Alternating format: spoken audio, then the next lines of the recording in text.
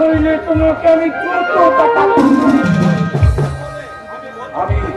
আমি ভদ্র সন্তান বলে এখনো তোমাকে সহ্য করছি।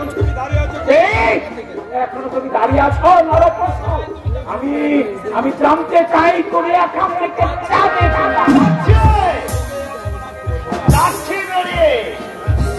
কিন্তু অপমান এত সহজে আমি বলবো না।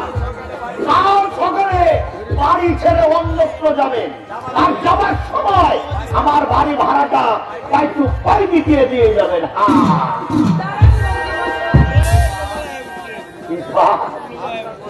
আপনার প্রস্তাবে আমি রাজি।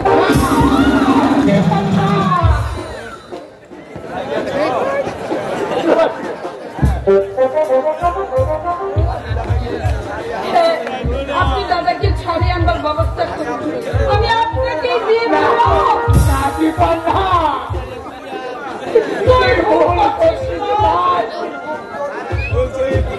সারা জীবন ধরে এই ফুলের মাখন করতে দিয়ে যেতে হবে।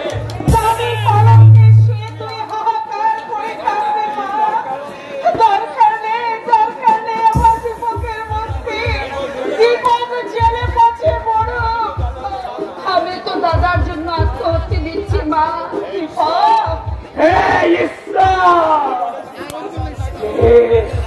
বলে তুমি বাসান তুমি বাসান, তুমি তো গীতায় বলেছ পরিত্রাণায়ং সাবধান বিনাশায়শ্চ দুষ্কৃতাম ধর্ম সম্পন্নাথায় সম্পদান।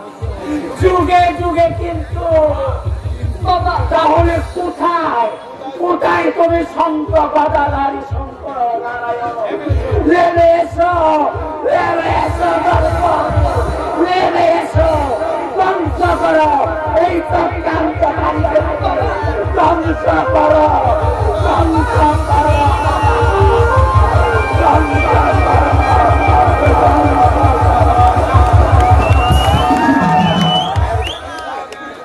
আমি তাহলে দিন তারিখ ধার্য করুন। আজ একটা ভালো লগ্ন যে রাত 12টার পর আমার তো মনে হয় শুভকে বিলম্ব করা উচিত নয়। শাস্ত্রেই তো আছে শুভত্ব শীঘ্র নাকি বলে শাশুড়ি মা।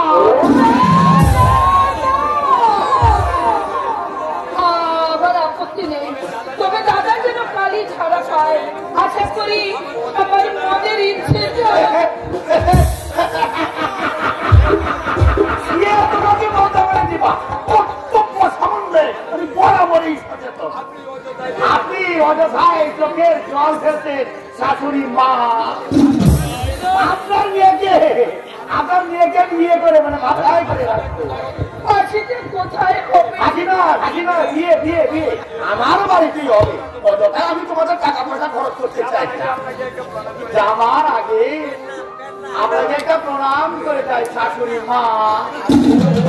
আশীর্বাদ করবেন আমি যেন 100 বছর বড় মানে লাভ করি শাশুড়ি।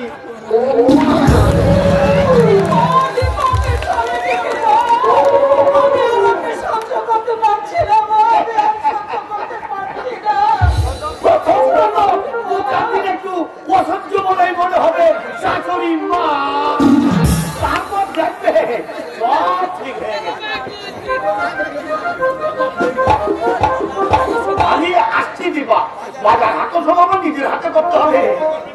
বড় চিন্তা করবেন না শাশুড়ি মা, ভগবান যা করে জীবের মঙ্গলের জন্যই করে। যাবার সময় আর একটা প্রণাম করে ঠিক আছে ঠিক আছে বিয়ে করে করে নেবো।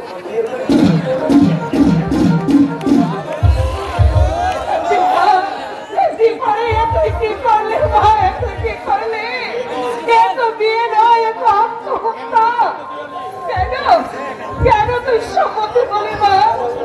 তোর দাদার না হয় বছর 10 জেল হতো, কিন্তু তোকে যে জীবন ভর তুষের আগুনের মতো জ্বলতে হবে মা। তুমি অযথায় দুঃখ পাচ্ছ মা।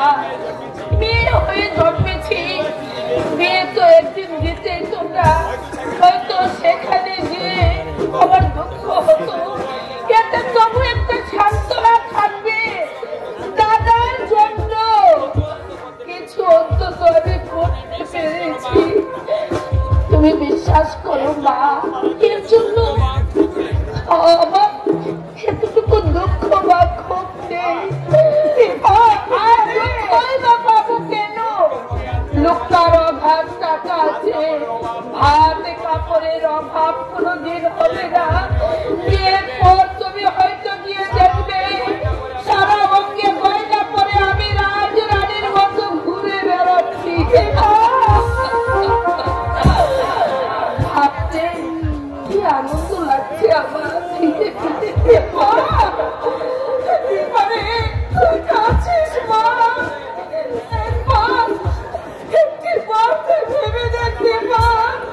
দাদা বাড়ি এলে তুমি সান্ত্বনা দিও মা।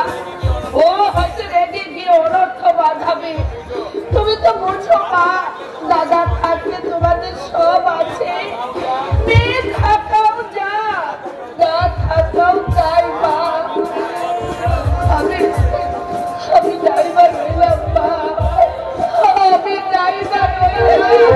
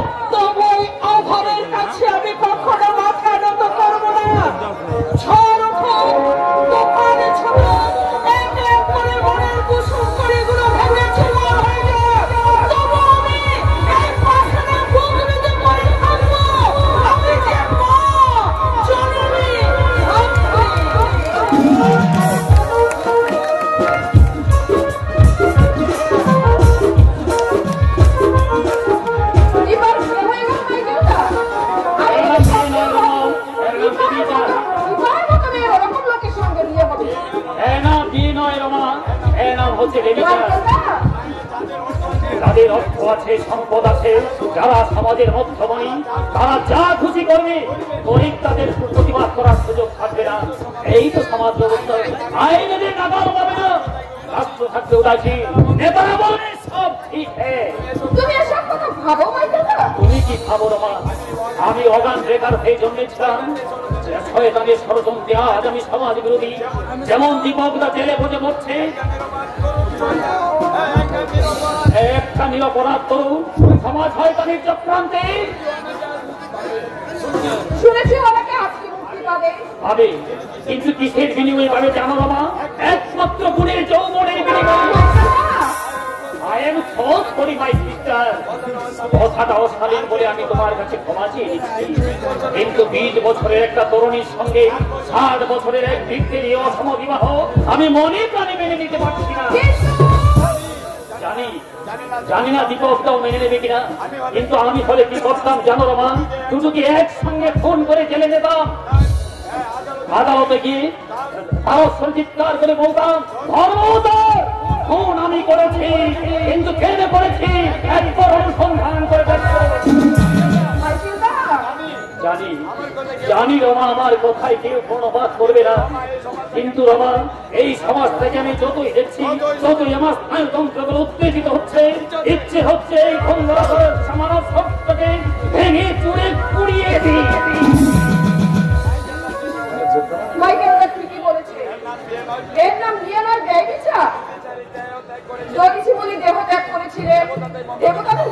জন্য, আর দীপা তার আত্মত্যাগ করলো তার ভাইয়ের জন্য।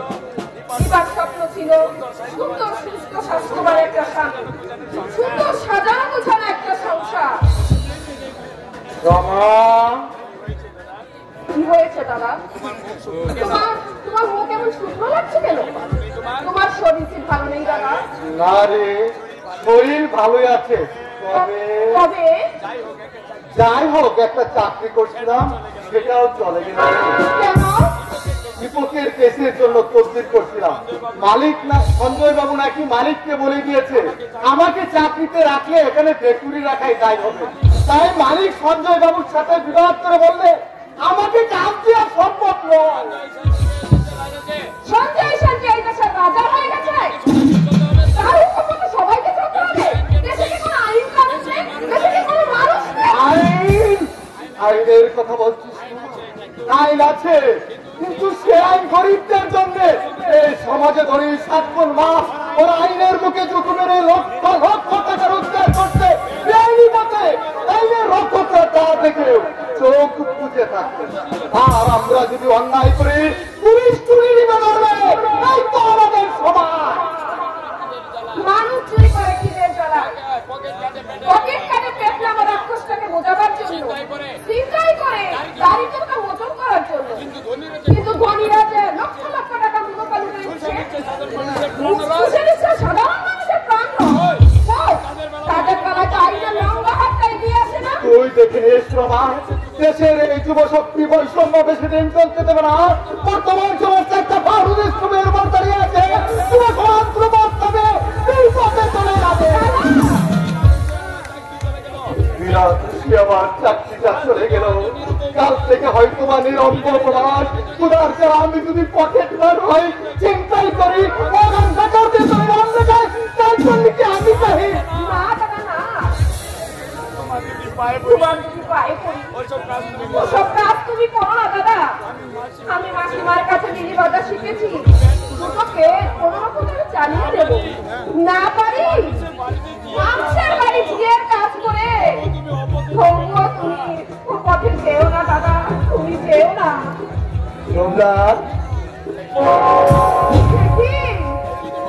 থেকে দীপুদা, দেখি চেহারা হয়েছে তোমার। ওরা কি তোমাকে মেনে নেয়নি? সেই অবস্থা দেখার আগে আমি যদি মরতে পারতাম কোনো দুঃখ থাকতো না। তুমি কেন আমাদের বাড়িতে এলে? কেন এলে? কেন এলে? কেন এলে? রোমা,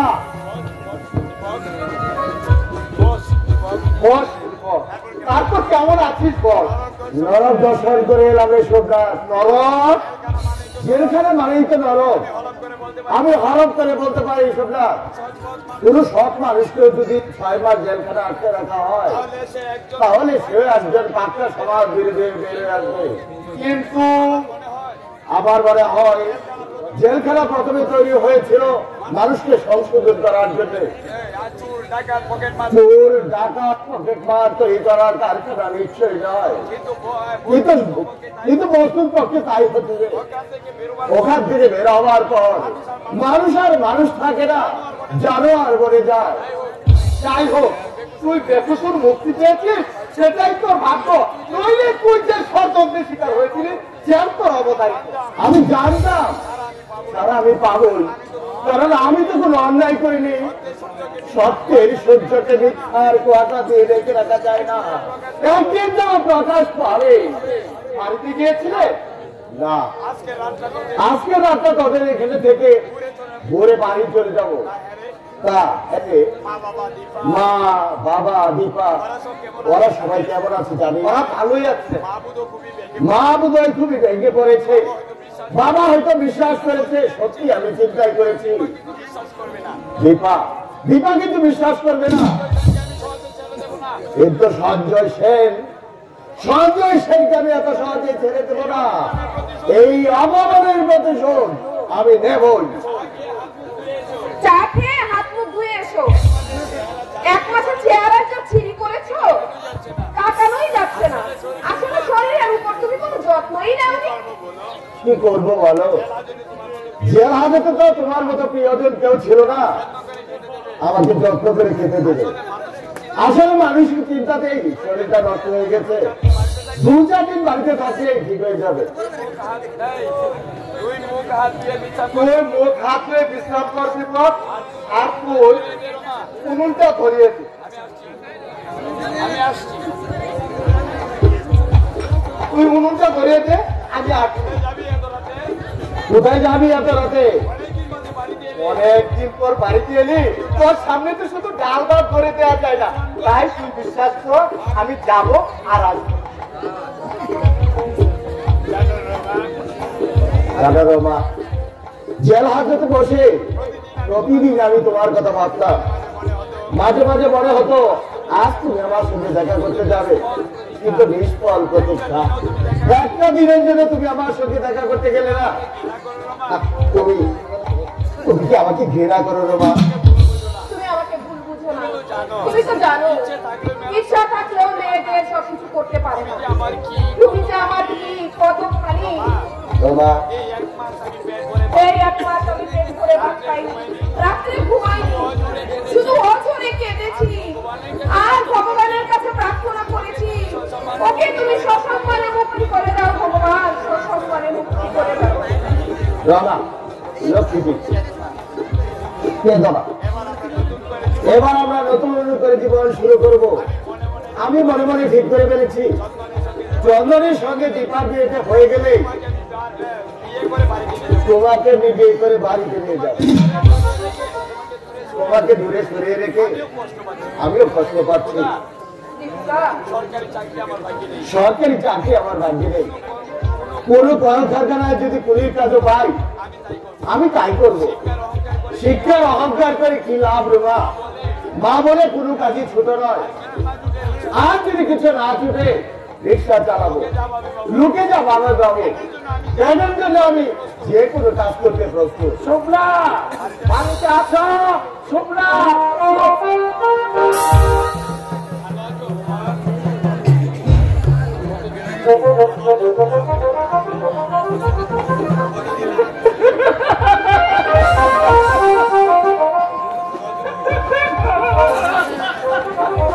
বাবা ভালো আছো বাবা? তুই কখন এলি? এই তো একটু আগে। বাড়িতে গেলে না কেন? তোর মা কান্নাকাটি করছে, আর এদিকে সব খবরই তো শুনেছি। সব এই বুড়া বাবা দীপার মতো জীবনটাই একটি ভাবে। দিবা কি হয়েছে? দিবা তুই কিচ্ছু শুনিস নি? কি শুনবো? বাড়ি চল, সব শুনতে পারবি। কি হয়েছে দিবা? বলোই না। কিছুই হয়নি, তুমি হাত মুখ ধুয়ে চলো। না, দীপার কি হয়েছে আমি জানতে চাই। দীপা কি বৃষ্টি আত্মহত্যা করেছে? না হয় কোনো ছেলের সঙ্গে পালিয়েছে? তুমি হাত মুখ ধুবে এসো। না, আমি এখনই শুনতে চাই। বাবা, বাবা তুমি চুপ করে থাকো না, বলো বলো কি হয়েছে দীপা? তুমি আমাকে উত্তরটার মধ্যে রেখো না বাবা। আমার মুখের মধ্যে জ্বর বলছে। দয়া করে বলো বাবা। সাত করি নন্দী, নন্দী দীপাকে বিয়ে।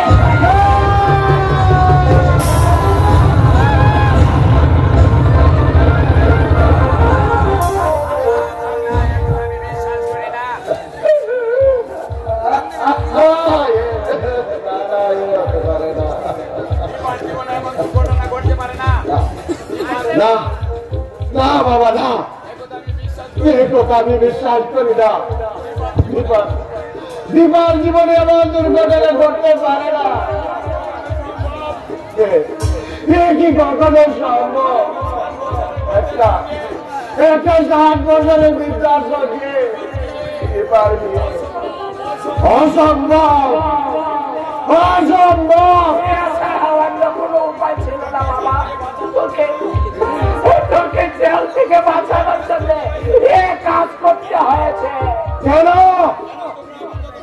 কেন কেন তোমরা এমন যখন কাজটা করলে? আমি না হয় জেল নরক যন্ত্রণায় ভোগ করতাম। আমার জন্য একটা কচি মেয়ের আশা আকাঙ্ক্ষা এইভাবে ওর আশা স্বপ্ন শব্দ পায় দীপার জীবনে তোমরা আকারে ভরে দিলে। মেয়েটাকে বলিতে পারাকে কেন তোমরা আমার সঙ্গে পরামর্শ করলে না? আমি মরে গেছি কেন কেন তুমি আমার সম্মতি দিলে না?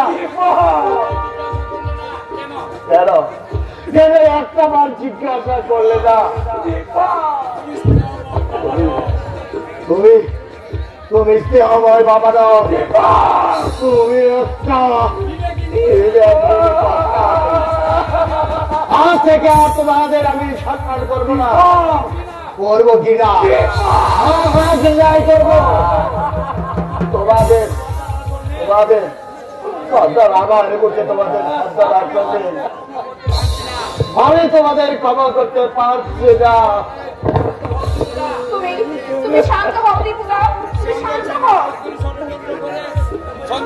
সঞ্জয় সেন আর সাতপুরি নন্দী দুজনে ষড়যন্ত্র করে সঞ্জয় সেন সঞ্জয় সেন সঞ্জয় সেন আমি এই দেবতার নামে শপথ করে বলছি, সঞ্জয় সেনের উপর যদি প্রতিশোধ না নিতে পারি আমি মানুষের সামনে মুদ্রা যাব না। শয়তান সাতপুরীকে বুঝিয়ে দেব বিংশ শতাব্দীর যুব মানুষ আমার দিতে যাবে।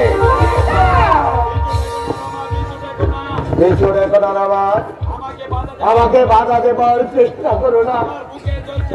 আমার বুকে জ্বলছে তাণ্ডবের দাবানল, রক্তে উঠেছে সামুদ্রিক জ্বরের তুফান।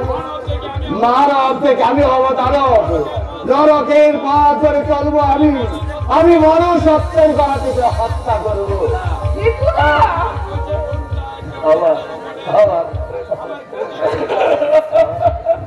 আমার কচি বাচ্চা একটা বিদ্যা ভালো বাজারে আকার করে কাটছে, তার আকুল আর্তনাদ আমার বুকের ভিতরে ঢুকতে পারছি রে বাবা। মুখটা চলে যাচ্ছে রে বাবা, আমার মুখটা চলে যাচ্ছে। আমি বুঝে উন্মাদ হয়ে যাবো, আমি বুঝে উন্মাদ হয়ে যাবো। দীপা আমার তেল দীপা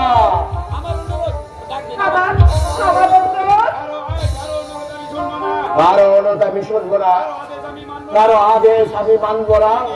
কি দিয়েছে আমাদের তোমার এই সমাজ, কি দিয়েছে আমাকে তোমাদের এই রাষ্ট্র? শুধু ঘৃণা, লাঞ্ছনা, অবজ্ঞার, অপমান, এছাড়া আর কি দিয়েছে তোমাদের এই বন্যা সমাজ? এই সমাজকে মিশিয়ে ফেলবো, রাখতে গায়ে ফেলবো, লক্ষ্য লাগিয়ে দিতে হবে, ঘরে ঘরে তৈরি করবো সমাজ বিরোধী বার্তা। জনজীবনকে আমি ভগা বিক্ষত করে দেবো। আমাকে যারা সম্মানে বাঁচতে দিল না তাদেরকে আমি বাঁচতে যাব না।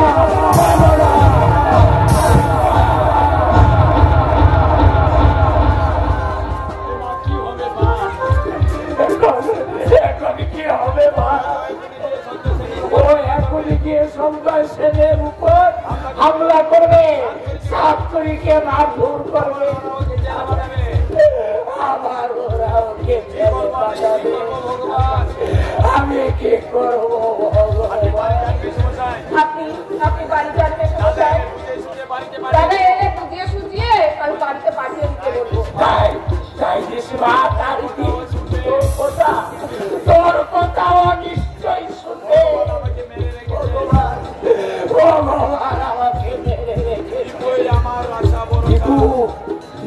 আমার একমাত্র আশা ভরসা, সে আশাও যদি শেষ হয়ে যায় তাহলে যে মৃত্যু ছাড়া আমার অন্য কোনো পথ, অন্য কোনো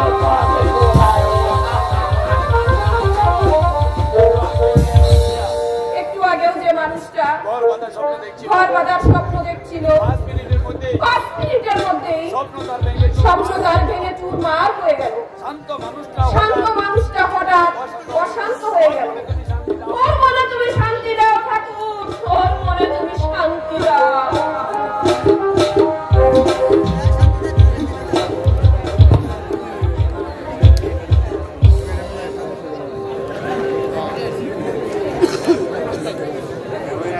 আশানি পৃথিবী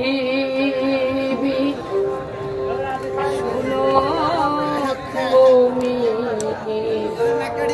অশ্রু ভেজা ক্রন্দন ধুলোয় মিশিয়ে দিও না তুমি, আপনি ছড়া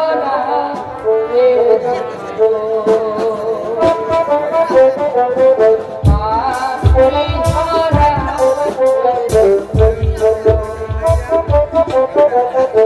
আশার শুনো ভেজা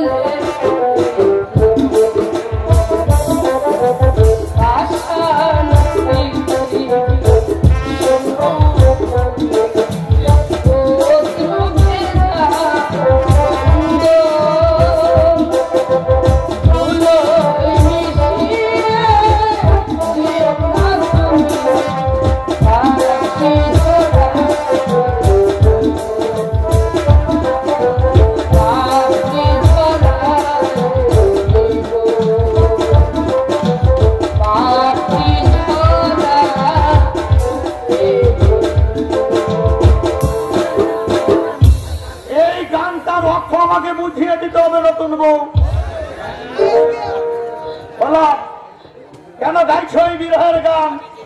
আমি কি শালা ঘাসে মুখ দিয়ে চলি? নষ্ট জানি বুঝি না বেশি তো শালা। যখনই দেখি খেজুর গাছের মতো ধারা বইছে, প্রথমে কোন দুঃখ আমি তোমাকে রেখেছি, কেন কান্নাকাটি করা হচ্ছে আমি জানতে চাই। তুমি অযথায় মাথা গরম করছো, আমি তো কোনো অভিযোগ করিনি। তুমি দয়া করে আমাকে বিয়ে না করলে আমার দাদার জেল ছিল অবদারিত। তোমার এই মহত্বের কথা আমি কোনোদিন ভুলতে পারবো না। সেই কৃতজ্ঞতা বুদ্ধি তোমাদের আছে? তোমার ভাইকে ছাড়িয়ে নে না, আমি খাবলার খাবলা বুকে তার নাকি বোমা নিয়ে দাঁড়িয়েছিল সঞ্জয় বাবুকে মারবার জন্য। দাদা, তোমার দাদা ওয়াগান জায়গাদের সঙ্গে মিশে বিয়ে পড়ো ওয়াগান ভাঙছে, আমার নাকি লোকের কাছে বলে বেড়াচ্ছে আমাকে খুন করবে। আমি তোমাকে বলে রাখলাম নতুন বউ, আমার পেছনে রাখতে গেলে ও শালার বাপের আমি খগেন করে ছেড়ে দেবো। আমার নাম সাতকই নদী, যার বিয়েতে লাগি না তাকে একেবারে বিয়ে করে ছেড়ে দিয়া। দাদা দাদা শেষে এমন নোংরা কাজে নেমে পড়লো, কিন্তু দাদা তো এমন ছিল না। ওগো, তুমি দয়া করে আমার দাদাকে একবার আমার কাছে নিয়ে আসবে, আমি তাকে বুঝিয়ে বলবো যার মাথার উপর বৃদ্ধ মা বাবা, সে কি করে মৃত্যুর সঙ্গে পাঞ্জা লড়ে। নতুন বউ, দাদার পায়ে ধরে আমি বলবো, তার উপর অভিমান করে নিশ্চয় তুমি মৃত্যুর মুখে ঝাঁপিয়ে পড়ছো। তুমি শিক্ষিত মানুষ হয়ে কেন এমন কাজ করছো? কেঁদো না নতুন বউ, কেঁদো না। আমি কথা দিচ্ছি, যত টাকা লাগে তোমার ভাইকে আমি দেবো। একটা দোকান করে